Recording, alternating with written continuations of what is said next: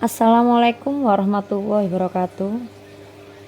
Perkenalkan, nama saya Ma'rufatun Kuntum Hairiyah, salah satu mahasiswa PPG dalam jabatan kategori 1 gelombang 3 bimbingan konseling, yaitu Universitas Negeri Malang. NIM saya 2331127150062. Saya akan memaparkan laporan best practice saya dengan judul peserta didik dapat membangun konsep diri yang positif. Judul laporan best practice yang saya ambil yaitu tentang bimbingan klasikal dengan topik konsep diri positif. Karena materi ini diperlukan informasinya pada peserta didik, khususnya di kelas 9, supaya siswa dapat memahami kekurangan dan kelebihan yang ada di dalam dirinya. Pendahuluan, remaja sebagai individu yang sedang dalam berada proses berkembang atau menjadi, yang mana berkembang ke arah kematangan atau kemandirian. Oleh karena itu, remaja sering dikenal dengan fase mencari jati diri atau fase-fase topan dan badai. Dalam hal masa remaja itu menunjukkan jenis sifat transisi atau peralihan, karena remaja belum memperoleh status dewasa yang tidak memiliki status anak. Perkembangan remaja memperkuat self-control atau kemampuan mengendalikan diri atas dasar skala nilai, prinsip-prinsip atau falsafah dalam hidup. Dalam best practice yang saya sampaikan atau yang saya buat, yaitu saya menggunakan metode STAR, yang mana STAR itu ada 4: situasi, tantangan, aksi, dan refleksi. Situasi, kondisi yang menjadi latar belakang masalah. Mengapa praktek ini penting untuk dibagikan? Apa yang menjadi peran dan tanggung jawab Anda dalam praktek ini?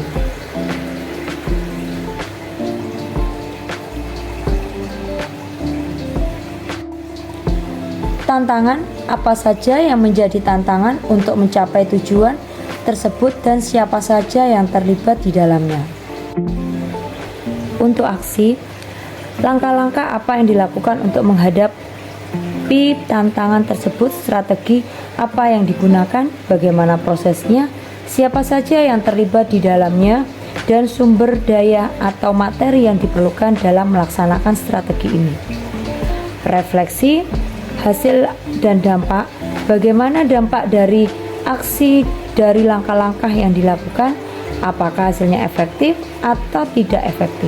Mengapa, bagaimana respon orang lain terkait dengan strategi yang dilakukan. Apa yang menjadi faktor keberhasilan atau ketidakberhasilan dari strategi yang dilakukan. Apa pembelajaran dari keseluruhan proses tersebut. Situasi, latar belakang dalam masalah ini. Kenapa saya mengangkat permasalahan ini? Yang pertama yaitu peserta didik merasa kesulitan dalam hal bersosialisasi di kelas. Peserta didik atau konseli belum dapat memahami komponen konsep yang ada di dalam dirinya. Peserta didik masih belum dapat mengenali dirinya sendiri terkait konsep yang ada di dalam dirinya. Dan peserta didik masih belum paham atas kelebihan dan kekurangan yang dimilikinya. Sebagai peran dan tanggung jawab selaku guru BK, yang mana guru BK mempunyai tujuan. Yang pertama, peserta didik konseli dapat memahami pengertian dan komponen konsep diri yang ada pada pribadinya masing-masing. Peserta didik dapat memahami faktor-faktor yang mempengaruhi perkembangan konsep yang ada di dalam dirinya, dan peserta didik atau konseli dapat memahami proses pembentukan konsep diri dalam pribadinya masing-masing.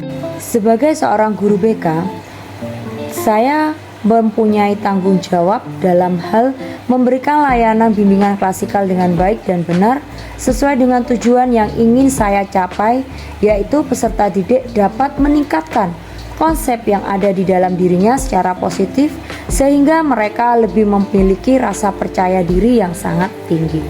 Apa yang menjadi tantangan saya selaku guru BK?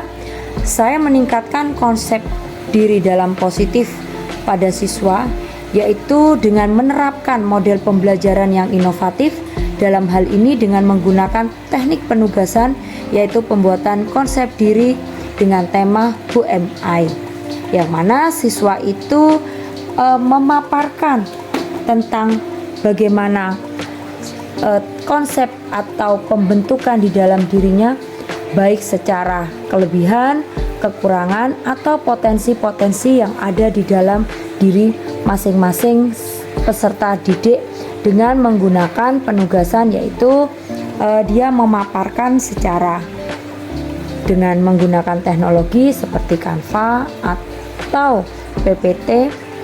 Dalam hal ini, strategi dan proses yang digunakan pada saat kegiatan bimbingan klasikal yang saya gunakan yaitu saya memberikan penugasan menggunakan media elektronik berbasis IT dengan membuat PPT dalam bentuk Canva atau video bermodifikasi sesuai dengan kemampuan siswa masing-masing, yang mana dengan pertanyaan sesuai dengan tema, yang mana antara lain kelebihan saya, kekurangan saya, siapa diri saya, apa cita-cita saya, dan bagaimana harapan-harapan positif yang ingin diraih di masa yang akan datang. Dalam hal ini tantangan yang saya hadapi yang pertama yaitu peserta didik masih merasa belum memahami dirinya sendiri, yang mana peserta didik masih bingung atas hal apa yang dimiliki, potensi apa yang dimiliki di dalam dirinya masing-masing. Kemudian peserta didik masih merasa belum mampu mengerjakan tugas berbasis IT. Mereka belum paham bagaimana penerapan tugas ini dalam hal menggunakan IT yang mereka miliki dalam hal kemampuan yang mereka miliki saat ini. Dan yang ketiga yaitu peserta didik menginginkan adanya suatu rentangan waktu supaya mereka bisa memikirkan apa yang ada di dalam dirinya secara potensi atau secara konsep yang dia miliki di dalam dirinya masing-masing.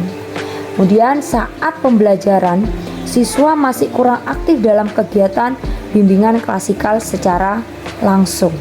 Dalam hal tantangan yang saya temui, maka saya akan melibatkan pihak-pihak dalam hal membantu tantangan yang saya temui, yang mana peserta didik sebagai sasaran yang mencapai tujuan layanan dalam kegiatan layanan bimbingan klasikal dan sebagai subjek pada best practice yang saya buat. Kemudian saya juga melibatkan kepala sekolah dalam hal yaitu beliau adalah penanggung jawab serta memberikan dukungan berupa fasilitas kelengkapan proses belajar mengajar yang saya lakukan. Kemudian beberapa rekan sejawat saya yang ikut membantu dalam kelancaran praktek pemberian layanan bimbingan klasikal yang saya berikan layanan ini terhadap peserta didik. Langkah-langkah yang saya lakukan untuk menyelesaikan tantangan yang saya hadapi pada saat bimbingan klasikal berlangsung, yaitu saya akan memberikan ice breaking terhadap anak-anak, yang mana saya lakukan pada tahap peralihan untuk dapat mencairkan suasana sehingga peserta didik merasa lebih rileks dan santai dalam mengikuti kegiatan bimbingan klasikal. Kemudian yang kedua yaitu saya selaku guru BK memberikan pertanyaan-pertanyaan pematik, yang mana peserta didik itu bisa mengemukakan pendapat atas pengalaman-pengalaman yang ada di dalam dirinya, sehingga muncul atau timbul kemampuan atau potensi yang ada di dalam diri peserta didik masing-masing.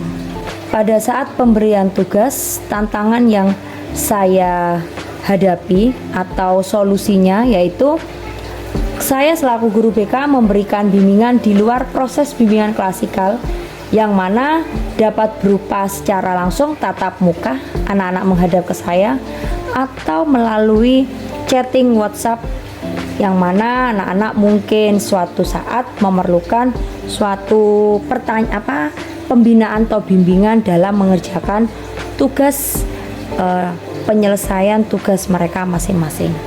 Sumber daya atau materi yang diperlukan untuk melaksanakan strategi yang mana saya buat sumber materi dan video inspirasi dapat saya temukan dari internet. Materi yang dibuat dalam PowerPoint semenarik mungkin sehingga dapat meningkatkan antusias para peserta didik pada saat saya selaku guru BK menyampaikan topik pembahasan tentang konsep diri.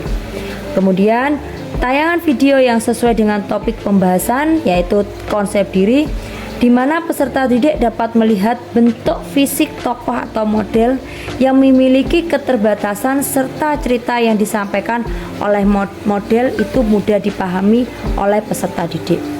Refleksi dari hasil dan dampak yang diperoleh yaitu dampak aksi kegiatan layanan bimbingan klasikal.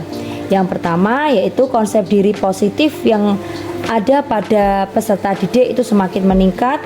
Yang kedua, peserta didik dapat memahami faktor-faktor yang mempengaruhi perkembangan dalam konsep diri masing-masing. Yang ketiga yaitu peserta didik dapat memahami proses bagaimana pembentukan konsep diri yang ada di dalam pribadinya masing-masing. Dan yang keempat yaitu peserta didik mampu memahami diri baik kelebihan dan kekurangan dalam dirinya dan akhirnya mampu menentukan harapan atau cita-cita yang akan datang yang ingin diraih oleh peserta didik. Hasil yang bisa diperoleh bagi peserta didik yaitu bagi peserta didik dalam pemberian layanan klasikal tersebut dapat meningkatkan konsep diri yang ada di dalam peserta didik itu dapat terlihat dari antusiasnya peserta didik dalam mengumpulkan tugas dalam bentuk kanvas atau video yang mereka buat. Dan pada saat pembelajaran siswa antusias pula dalam mengemukakan konsep diri yang mereka miliki di depan teman-teman secara verbal. Jadi mereka memaparkan tentang hasil karya mereka dalam bentuk visual atau verbal mereka di hadapan teman-teman mereka dan atas pertanggungjawaban tugas yang mereka buat. Faktor keberhasilan atau ketidakberhasilan dari strategi yang dilakukan. Faktor keberhasilan pembelajaran ini sangat ditentukan oleh kompetensi yang dimiliki guru BK dalam mengelola kegiatan layanan yang diberikan, terutama dalam hal pengelolaan media, model, dan juga metode pembelajaran yang inovasi, kemudian dikembangkan dalam perangkat layanan BK. Pembelajaran yang dapat diambil yaitu saya selaku guru BK harus bisa menciptakan suasana kegiatan yang inovasi atau yang inovatif bagi peserta didik. Guru BK pun juga memegang kendali penting dalam keberhasilan tujuan kegiatan ini. Guru BK juga mempunyai rasa tanggung jawab penuh untuk meningkatkan konsep diri peserta didik agar mereka lebih bersemangat untuk mengikuti setiap kegiatan layanan yang diberikan oleh guru BK.